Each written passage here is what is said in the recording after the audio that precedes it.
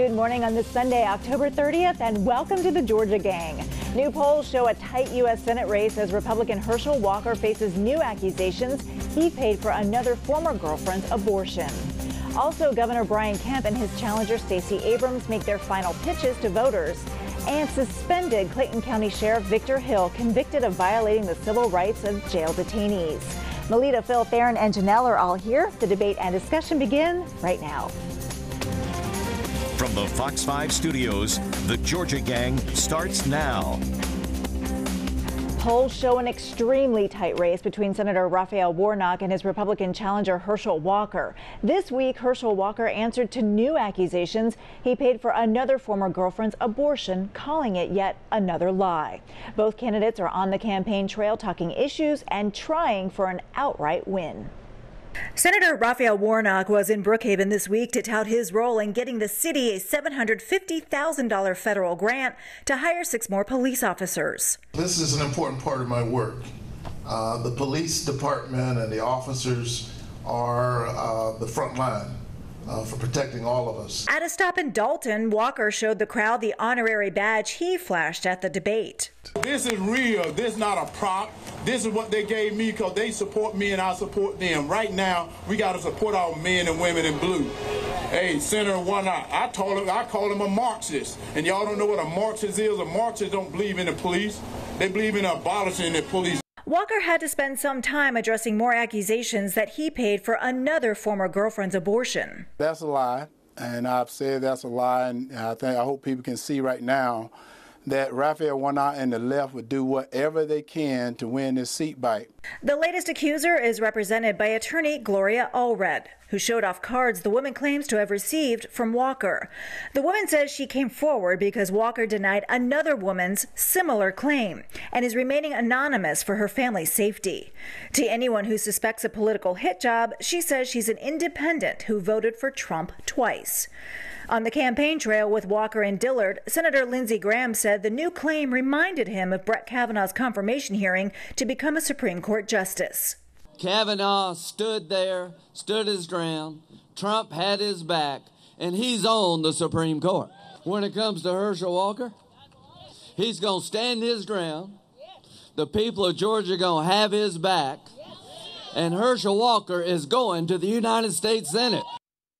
Now, a Warnock spokesperson responded with a statement calling the accusation, quote, the latest example of a troubling pattern we have seen play out time and time again. Phil, I'll start with you this week. Yet another accuser comes forward with less than 2 weeks until the election and in the middle of early voting.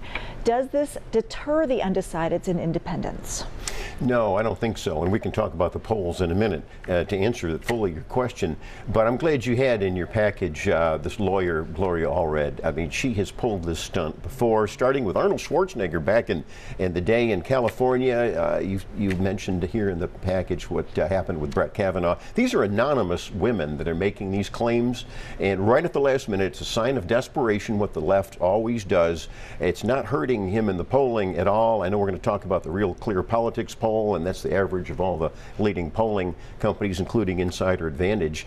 And I think it is so tight now in this U.S. Senate race. I would have said a couple days ago that maybe it's a runoff, and I've said that.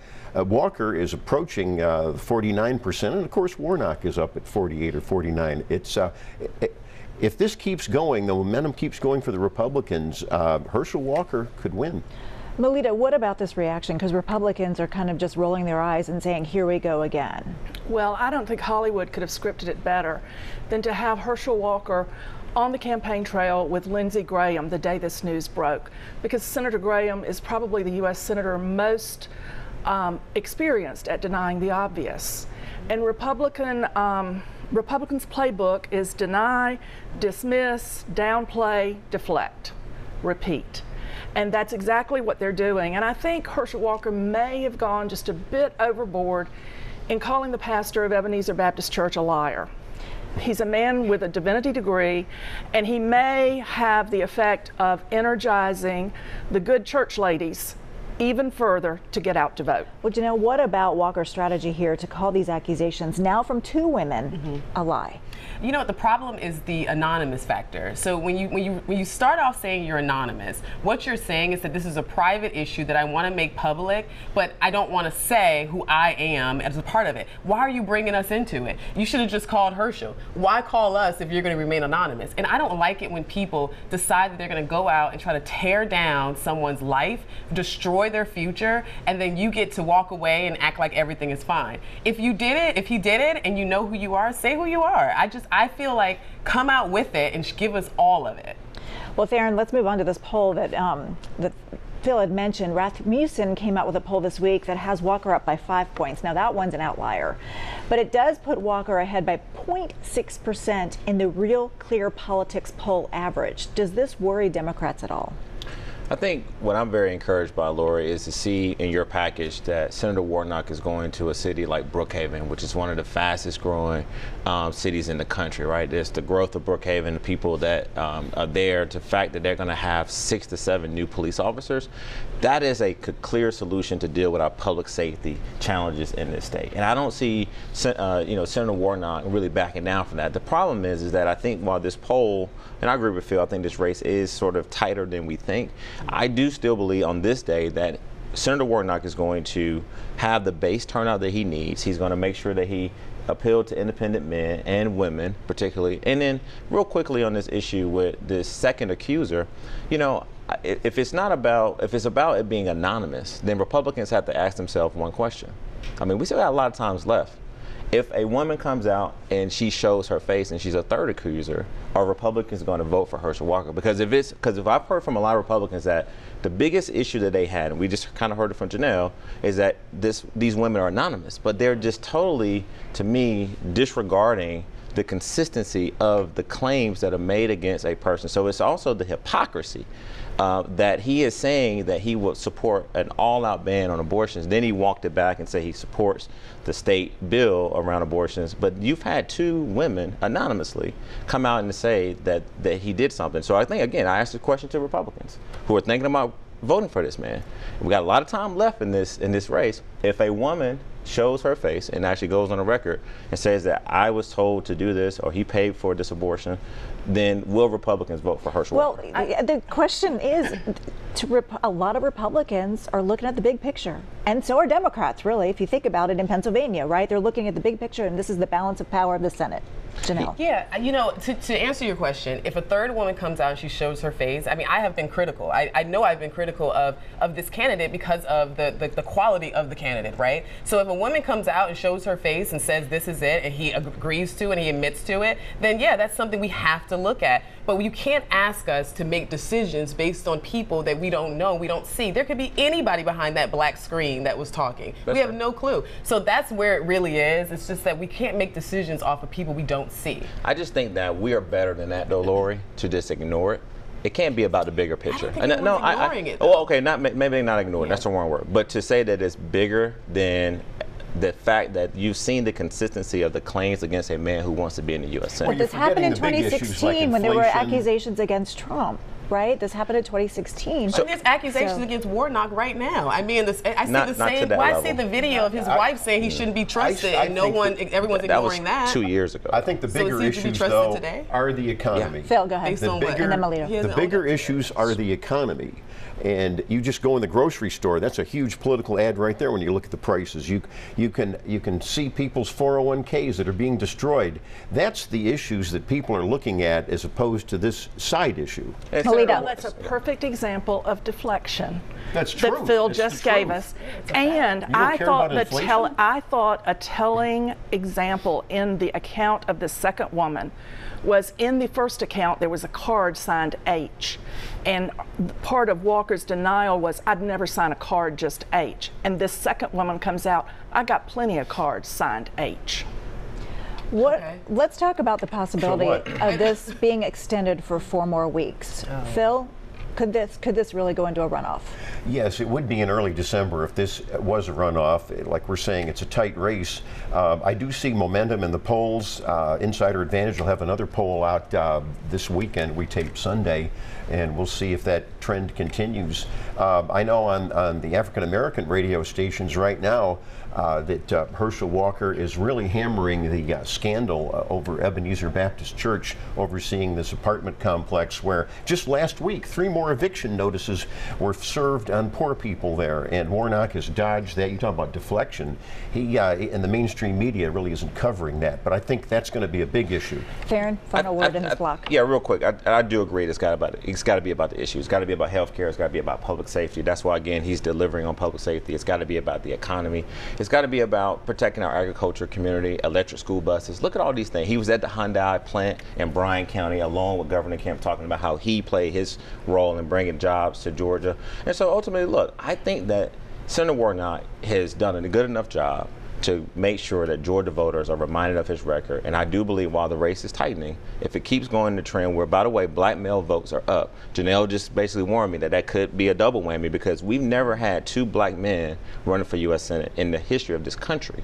And so I think, you know, we hope that the majority of them are going towards Warnock and Abrams, but we don't know. And I think we'll have to just kind of see what happens. All right, well, we're moving on to the next race coming up. Governor Brian Kemp and his Democratic challenger Stacey Abrams make their closing arguments to voters. Have a question or comment for the Georgia Gang? Email them at georgiagang@foxtv.com. A moment to move forward. That's the closing message of Stacey Abrams' campaign as she focuses on her plans to expand Medicaid, raise teacher salaries, and address affordable housing concerns. Several issues there and several issues also on her website. Melita, polls show she hasn't made that case to Georgia voters. We know former President Barack Obama will be here to try to rally the troops. Here it is. Final closing arguments to voters. Is she going to get over the finish line? Well, only time will tell, obviously. And I think it's very interesting that Kemp is bringing in Mike Pence and Arizona Governor Ducey and New Jersey Governor Chris Christie all next week to help him shore up the base. So internal polling on both sides is showing this is close, I'm certain. Janelle, I checked GeorgiaVotes.com to see kind of the breakout of who's voting. And the percentage of African American turnout went down from about 33 to 34% to just under 31%. The female vote, though, is still about 55%. Yeah. What do you make of these numbers? Well, I mean, I think most black women are going to stick with Stacey Abrams because it's seen as a sign of a movement, so to speak. But here's the thing with Stacey Abrams. She keeps trying to convince us that she's for all Georgians, she's for all people. But she wasn't for small businesses when she advocated to remove the All-Star game. She isn't for the black community when she says that you can't vote without, that it's racist to have an ID to vote. And then on top of that, when it comes to the single moms that's in these low-income communities that are having to deal with crime, when you fight for defunding the police, that's a problem. That's when you're now saying you're not for them either. So I think overall, her message is just not resonating. People are just not listening to her or believing that she's someone who's actually for all the people. And that's where the problem is. Farron, a lot of folks were surprised to learn that Abrams, according to the AJC, is pulling back on some of her advertising dollars. Is she putting it more, do you think, on boots on the ground and grassroots efforts at this point? Well, I think that when she kicked off her campaign in December of last year, it was actually a campaign that started with a ground game. It was actually not just focused in the metro area, it was also focused in the rural areas. Then what we saw, Lori, is that she then came out with a pretty massive buy of television ads. And remember, I want to remind the viewers, Stacey Abrams' first ad out the gates was, hey, this is what I've been doing since I was not successful at being governor. And then her next ad was basically with her partner in business saying, hey, this is what we've done for small businesses, right? And then now she made a shift to voting rights. So now what she's doing, Lori, I think she's redirecting the money to put a very, very effective ad about the economy and about how she feels that her plan around education economy can actually be better than her opponents. And then you need to put the money on the streets, you need to put it in the ground, and it's not just in metro areas, in the rural counties too. So I think the redirection, at first glance, you're like, wow, maybe, it's something going on where they don't, she doesn't have a money problem, right? So she's just redirecting it and really making sure that the paid canvassers, the get out the vote efforts, tracking to make sure that people are actually voting. That to me is a very smart strategy going into these final days. Well, I think all campaigns do this shifting of priorities. That's not a big deal to me. I think when a Democrat starts shifting and talking about the economy and inflation and gas prices and all this kind of thing, that's not going to be helping them. And Abrams spent far too much time on the voter suppression myth. I mean, Georgians know with their own eyes that we've had record turnout. We've had 6 weeks of early voting. So that didn't work. And of course, you mentioned Major League Baseball. That is still a black mark against Stacey Abrams in Cobb County, where a lot of African American business people were hurt. And she's never apologized for that. She never will, hurting Georgia's economy like that. So I think it's too little too late with this pivot you're talking about, Theron. Just real quick, Laura, I have to remind our viewers, because Janelle and Phil forget, the reason why the All-Star game decided not to be played in the state of Georgia is because Senate Bill 202. No, Stacey Abrams was sending out text messages asking that's wrong. Okay, that's wrong. Stacey Abrams cannot be blamed for the All-Star game. She was trying to call the commissioner to get rid of it. Melita finish. You know that. Let Melita finish. You like to try and blame it on her, but that is not the case. I think we all know it is. All right. Well, Politico is out with a story about Fair Fight Action, the group founded by Stacey Abrams. It says the nonprofit paid her close friend's law firm more than $9 million in 2019 and 2020. Allegra Lawrence Hardy is one of the two named partners in the law firm and is also the chairwoman of the Abrams campaign. Theron, I'll get your take on this first, and then we'll go to Phil. So this story has a lot of concerns, and while as we tape, there's also been a retraction and a response to this story in Politico. So I agree, if people who have read the story, go and look at the actual response to the story. A few things to point out here, Lori, is that it is not uncommon that the person who chairs a campaign, Republican or Democrat, could be a close friend to the candidate. So let's just get this whole notion out. The other thing that we're not going to do, we're not going to success shame a reputable black law firm like Lawrence and Bundy from making millions of dollars, because there's a lot of other firms, Asian, Hispanic, white, that make that type of money in election law and voting. The third thing is that Allegra Lawrence Hardy has not taken any money from the Abrams campaign. She doesn't get anything from expenses. And for the viewers to really understand the magnitude of why she was chosen, her firm was chosen to do this, is because this is the same woman who actually was involved in Bush versus Gore. This is the same woman that the city of Atlanta has called on multiple times when we had discrepancies and sort of pushback on the numbers in the mayor's races. And so the fact that I think that they went at her directly and tried to make this sort of look like it was collusion, and the conflict wasn't. Last thing I'll say is this: nowhere in that article does it say that it was a legal conflict. And even though a lot of people have jumped on Fair Fights Action to try to basically push for a case that they lost, Judge Jones did say that he looked at some of the evidence and there is a burden on Georgia voters. And so while the case was not successful in Fair Fight sort of efforts, there were still some problems that came out in a 288-page document. Phil, talk about his perspective, Theron's perspective that he brings to this. Well, I think you're partially right. I do think, yeah, that's as good as you get. But this is why we do this show, because we get the background perspective for viewers. But no, I thought you set the stage very well. Obviously, you have to have attorneys. I'm not a big, obviously, Fair Fight fan, and I think it was a lawsuit that wasted millions of dollars of taxpayer money trying to fight the Fair Fight's unsuccessful suit. But you're right, there's nothing illegal that's been done. And now you and I always talk about the optics of a campaign. The optics are terrible. I'll leave it at that. Melita.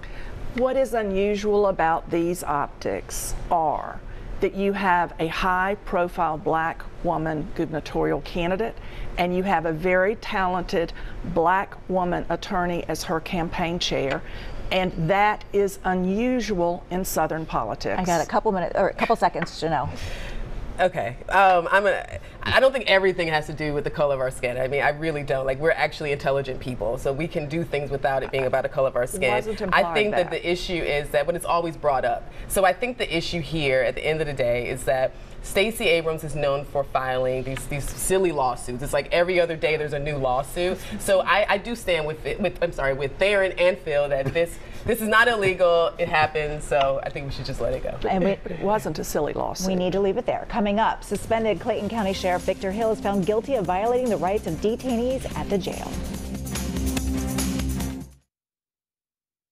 Join the discussion on the Georgia Gang Facebook page and watch past episodes on the Georgia Gang YouTube channel.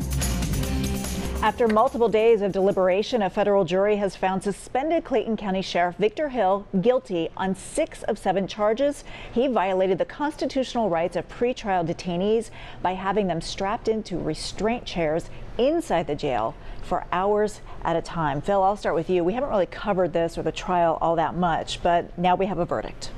Well, I think viewers know I'm all for law and order and not for coddling prisoners, but I think actually the jury got it right on this one, because when you dig into the facts and the evidence of the case, you don't strap people down and abandon them for 6-7 hours or more. And you've got to, even though these are inmates, they do have some rights while they're inmates, and he certainly was found guilty. And moving on, the trial to determine whether Georgia can continue to ban abortions as early as 6 weeks into pregnancy got underway this week. Fulton County Superior Court Judge Robert McBurney heard 2 days of testimony, a decision, though, Melita, not expected until after the election. Correct. But I think it's going to be a very interesting decision, and I think there was a lot of passion, as the judge said, on both sides of the issue. And one way or another, whether the judge throws out the law or allows it to stand, the law will probably need some adjustments. And that means that abortion care and the future of reproductive freedom is absolutely on the ballot in all the down ballot legislative races. Janelle. Yeah, I think that it's important to note that this is not about an anti-abortion law. This is about personhood around the child and the fetus. So, you know, in the 14th Amendment protects, it says that, you know, nor shall the state deprive any person of life. And so I think that's the biggest thing, is what we're doing is when you provide personhood, you allow the mom to be able to obtain child support, you allow the mom to be able to claim this baby as a dependent on her taxes, and these are things that is important to supporting the mother as well as the baby. But it's not necessarily supporting the mother to force her to have birth when birthing a child is more dangerous than having the abortion procedure. Well, we're not forcing a mother to have birth. That's her choice, right? If she doesn't want to get pregnant, she doesn't have to. But so we're not forcing a mother to give birth. I want to move on because we will have plenty of months to discuss that. Atlanta Mayor Andre Dickens says a $5 million investment from Wellstar will not be enough to offset the closure of Atlanta Medical Center. Wellstar says it will make the investment of $5 million at Southside Medical Center in East Point as it gets set to close the doors at Atlanta Medical Center. Theron. Let me disclose again that Wellstar is a client, and I think that while it wasn't as maybe amplified in the media as it should have been, but this is a big deal that Southside Medical coming together with Wellstar to make sure that AMC South, which is in East Point, will have a transition plan, and Wellstar did, you know, commit to that when they decided to close that.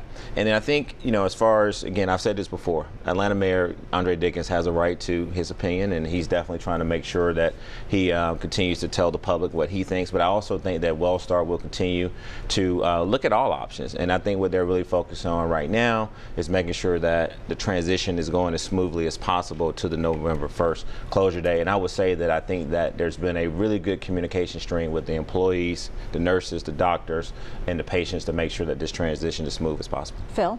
Well, I think everybody has a right to their opinion, obviously, but I think I'll play the peacemaker here. The mayor needs to stop beating up on Wellstar. Come on, let's call a truce here. I think Wellstar got a bad rap originally when they closed down the Atlanta Medical Center.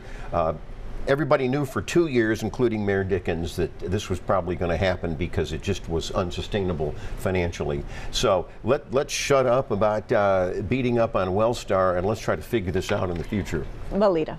Well, I think Mayor Dickens is correct in pointing out that Wellstar is showing they're not interested in urban health care. Oh, that's there is an interest in his determination of what to do about the sale of the land in the old Fourth Ward, because that land has been off the tax rolls for 100 years as having been owned by nonprofit entities. And so does this land then go into for-profit corporation coffers? I gotta leave it there for winners and losers. Stay tuned, everyone.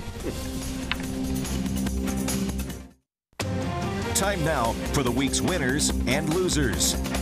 Not a lot of time, so we're going to run the table. Janelle. All right, so I just want to say, first of all, I forgot to mention one of my Golden Girls last week, Kookie.